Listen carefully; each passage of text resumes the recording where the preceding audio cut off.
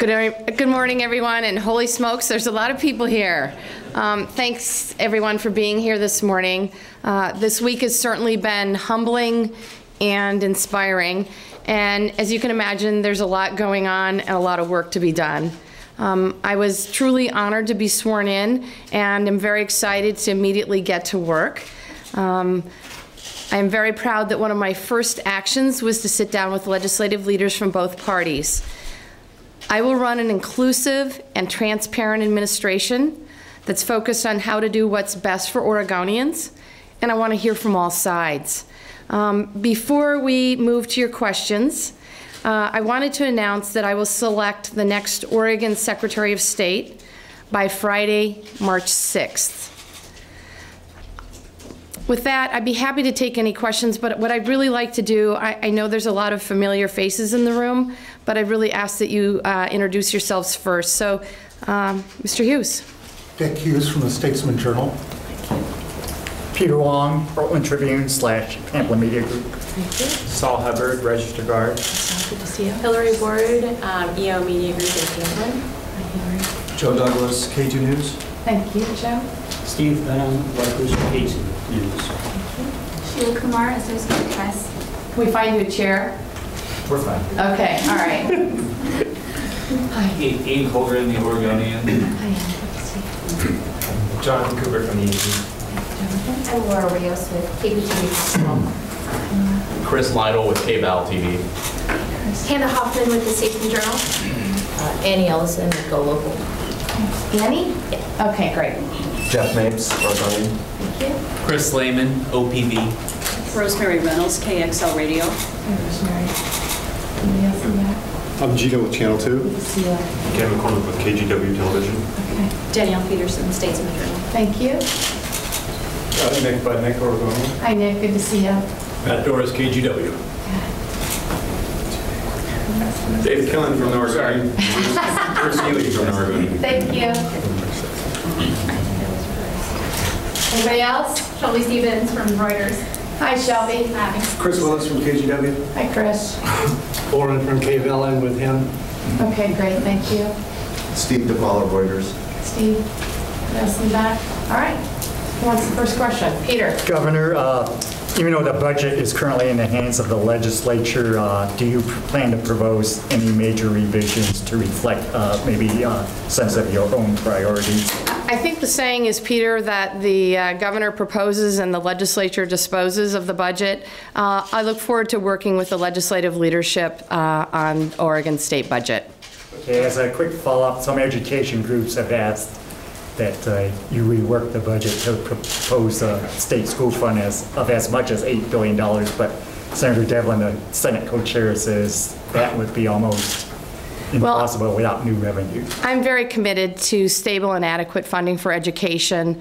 My priorities are making sure we reduce class size and close the achievement gap. I assume there'll be a lot of wrestling over the education budget, and I look forward to working with them to come up with a number that we can use. Governor, did John Kitzop or any member of his administration or Sylvia Hayes ask you to pardon them if they're convicted of any crimes? No. Would you? There's been a whirlwind of events. Are you stunned right now? Is this surreal for you? This has definitely been a bittersweet moment for me. I really respected Governor Kitzhauer's leadership. I'm also excited about having an opportunity to put my own imprint on Oregon, but definitely it's been a bittersweet moment. Will you renew the moratorium on the death penalty? Did you have a question already? You haven't had one yet. Okay. Have you had one yet? Yes. Okay, then I'm going to come back to you in a minute. Hannah. So you mentioned the achievement gap. Are you going to put forward any proposals to address that? Well, as you know, Hannah, that in my role as the Oregon Secretary of State, we did an audit on this particular issue. While I have nothing specific in mind, the audit made very clear recommendations about how middle schools can close the achievement gap between white students and students of color. Obviously, that is an issue that I will continue to work on. Yeah, what's your view on the death penalty, and are you going to continue the governor's say? Well, I certainly, and this might shock you, Jeff, but I certainly agree that with the Oregonian that there needs to be a broader discussion about fixing the system. Until that discussion, I am upholding the moratorium, or I will be upholding the moratorium imposed by Governor Kitzhaber. I am continuing to discuss with legal counsel those issues. So Governor, would you consider pardoning Governor Kitzhaber if he's convicted of any crimes? At this point in time, any response to that question would be speculative. The governor has not been charged with anything. Yesterday, the revenue forecast indicated a likely kicker.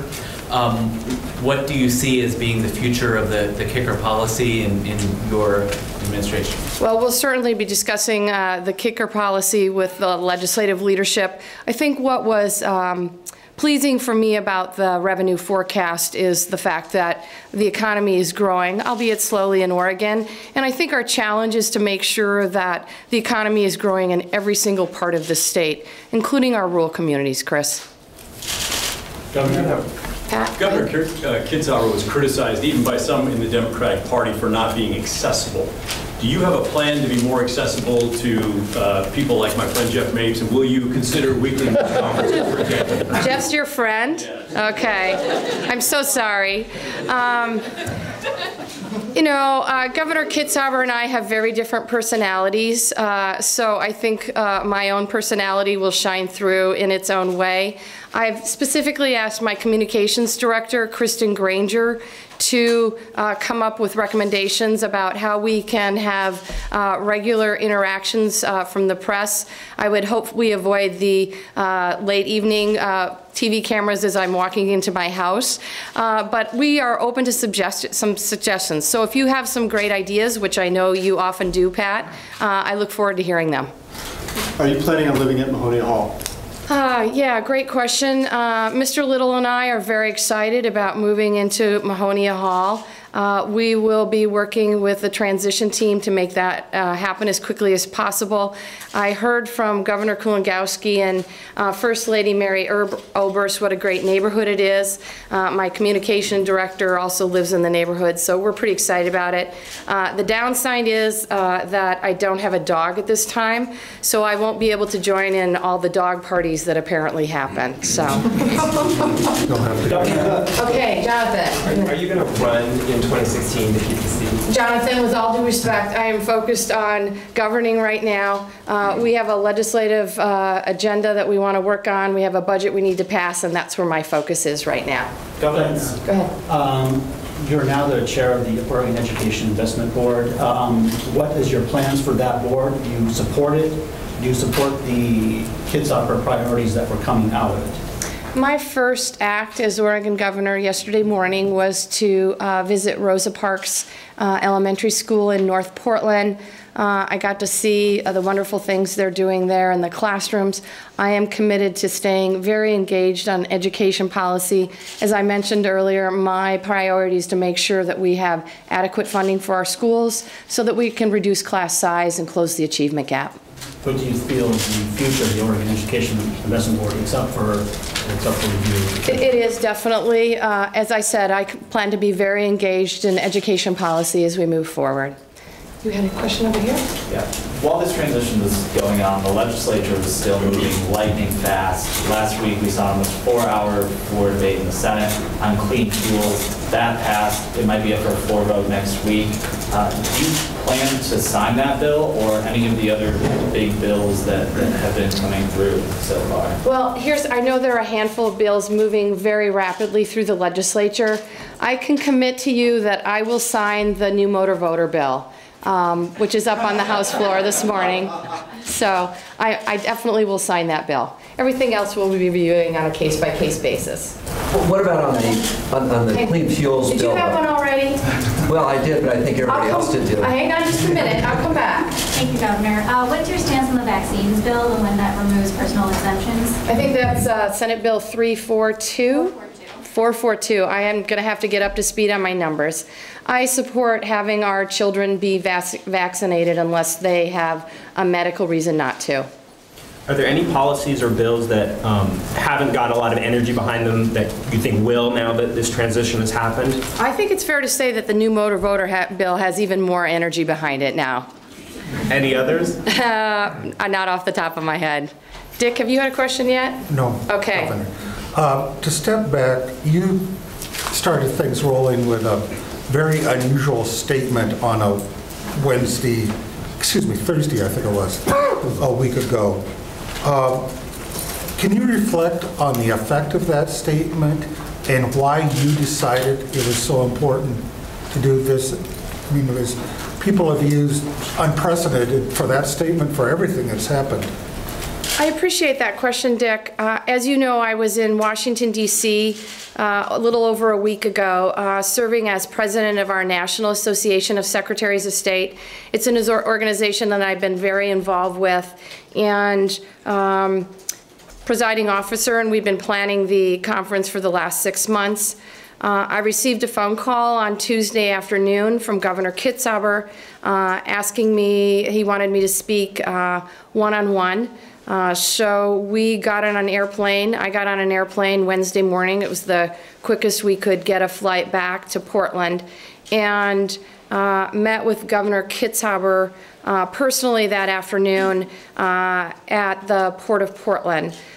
You know, as I mentioned in my statement, it was really important for me, for Oregonians to know that he did in fact call me, and I came home at his request. Did you intend with the statement to sort of convey, I mean, I think a lot of people read the statement and thought that you were suggesting that he might not be in a good mental state. Did you intend to convey that? Do you have any regrets that it may have conveyed that? My purpose in issuing the statement was so that Oregonians knew the truth about what had happened. Did he truly ask you what you were doing there? Like he couldn't figure out what you were doing there? My recollection is that was the first thing that he said to me, yes. Your address on Wednesday mentioned an expanded role of some sort for the Ethics Commission. Mm-hmm. What specifically do you have in mind? Well, I have brought on Gina Zedlick, and please don't ask me to spell her last name for you, as my senior policy advisor. She is going to be tackling the issues of both ethics reform and public records reform. As I mentioned in my remarks, there's a couple of key pieces that I feel are critically important. First of all, we need to have dedicated and more resources for the Government Ethics Commission. I think that's critically important. Secondly, the governor gets to essentially veto the caucus leaders' appointments to the Government Ethics Commission. I think that needs to change. And then lastly, we need to make sure that both in the governor's office and the governor's staff, that there's no outside compensation for state business. So we'll be working with staff on a number of those proposals. As you know, Representative Parrish has introduced a number of bills as well. I am optimistic that this can be a bipartisan effort. Governor, in turning over a new leaf and moving forward, why have you retained some of the governor's previous staff, particularly his communications staff? That's a great question. I will point out that Kristen Granger is our new director in communications. So the first priority for me, given where we are in the legislative session and given the fact that we were 2 or 3 weeks in process, is for me to have a smooth transition. I've certainly replaced some key positions, Brian Chipley, my chief of staff, Kristen Granger, and my legal counsel. But we're going to be evaluating other staff positions on a case-by-case basis. The bottom line, though, is that I expect all of my staff people and their behavior to align with my ethics requirements, my principles around ethics, and that means no outside compensation for state business. I have to say the other thing is that this has been an incredibly difficult transition for them, both personally and professionally, and I just want to say thank you to the current staff.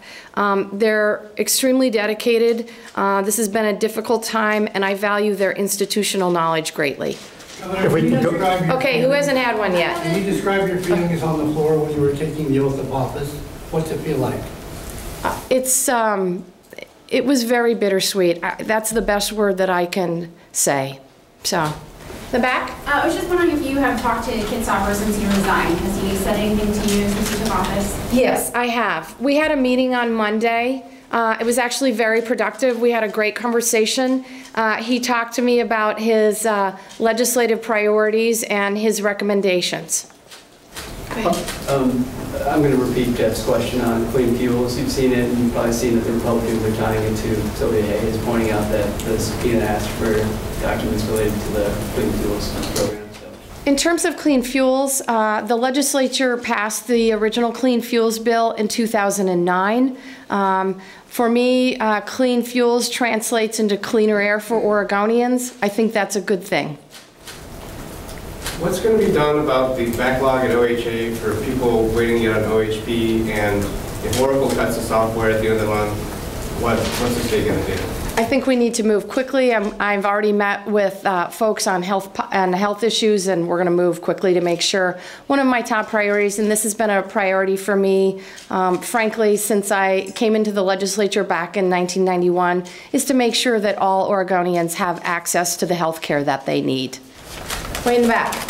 Governor, majority of your campaign support comes from the teachers union, and at the same time we have the worst graduation rates in the country. Can you use one to fix the other, and what is your immediate strategy laid out to reduce the graduate or reverse the graduation rates? Okay, I'll talk first about the campaign contributions, and as you know, I worked in the last decade to make sure that Oregon has a very transparent campaign finance reporting system, and I think that's a very good thing. In terms of the graduation rate in Oregon, as I mentioned, a couple key priorities, closing the achievement gap and reducing class size. The governor's policy, the former governor's policy on early education, he has a package around early education. I'm very committed to moving forward on that policy. I think that will help us with the graduation rate. So, thank you. What about in terms of if okay, wait a minute. Does everybody have their first question? Go ahead. Public trust has obviously been shattered. You talked about that during your swearing speech. What's your plan to make Oregon government more transparent? Well, we will, of course, be releasing public records, as many public records as we can, as quickly as possible. I've also spoken with the Attorney General about providing special counsel to help us make sure that the records that we can release will be released in an orderly manner. As I mentioned, we will be looking at the public records legislation. I know that the Attorney General is also working on that issue as well. So, Governor, you're in this unique situation where you're having to hit the ground running because the session's in progress. How are you addressing that unique challenge? It is a bit like drinking out of a fire hose, and I'm working as hard as I can, making sure I get up to speed as many issues as possible. The bottom line is I have been in this building since I was 31 years old. I know the players well. I love working the legislative process. I know I can work closely with both Democrats and Republicans. I'm confident that we will be able to move Oregon forward together. Governor, can you talk about the Longshore situation a little bit? Sure. Where are you on that? And it looks like the union wants to have the capability of firing the arbitrator if that arbitrator doesn't agree with them. The port situation is a top priority for me. I have no intention of losing the 900 jobs that it would entail for both urban and rural Oregon. I've asked to meet with the authorities at the port and the union to discuss options. And as you know, in my first official act, I issued a press release regarding the situation yesterday. Okay, who hasn't had a question yet? Okay. I know that you had addressed rural policy a little bit, but one thing specifically Kitsawber had proposed about $50 million, I believe, for water projects, and the Umatilla Basin one was very close What's your position on that? Should that be maintained in the budget? I anticipate we will maintain that in the budget. I haven't spent an extensive amount of time, but I've certainly been over to Hermiston a number of times, talk with folks on the ground. I know how critical it is to the economy in that area, so look forward to working with folks to make sure we get some more resources into that project. Okay. Governor, as far as the pending records requests, the law gives you a number of exemptions that you can use to either withhold records or that allow you to release them. What will be your default setting? Will you be using those exemptions to withhold records, or will you be using your discretion to release them? Nick, as I mentioned earlier, my goal is to get the records released as quickly as possible, as many records as that we are able to release. We're going to bring on assistance from the Attorney General's office, special legal counsel to help us in doing that, so we can get the information to you. As you might imagine, there's a huge backlog. Last question. Transportation policy. I apologize, but groups are already negotiating a financing package, and I wonder if you have yet decided what your role in that might be. Suffice to say, I think it's really important for our economy that we have a good transportation infrastructure. I look forward to working with folks to make that happen. Are you concerned on the clean fuels policy that what do you think of the Republican statements that they won't support the transportation package if that bill gets signed into law? Thanks, Jeff. As I mentioned, we'll be taking these bills on a case-by-case basis. In terms of clean fuels, I support making sure that Oregonians have clean air to breathe. The reality is that the legislature passed that legislation in 2009 for the first time, so the legislature is very committed to passing it. Do you have a feeling about $15 minimum wage and mandatory sick time? I think we're going to let you off the hook and have you take the last question, get the last question. But yes, I certainly support increasing the minimum wage. I look forward to talking with economists in terms of making sure we do that in a way that's careful and thoughtful. But I really think the ball is in the legislative court at this point in time, and I look forward to working with the legislative leadership to tackle that issue. So, thank you, Governor. Thank you all very much. Go sit down.